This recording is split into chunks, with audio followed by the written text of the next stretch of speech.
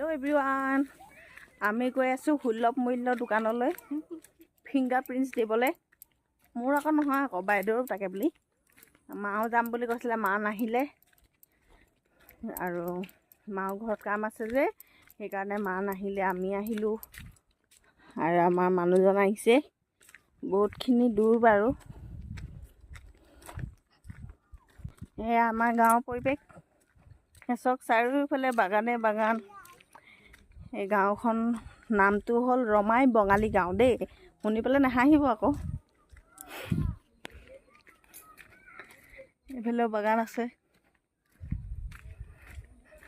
এইটো ৰাস্তাটো এইফালে আমাৰ ঘৰলৈ যায়গৈ। এদিন আমাৰ বাইদেউ শ্ৰীদেৱী হেমা মালিনী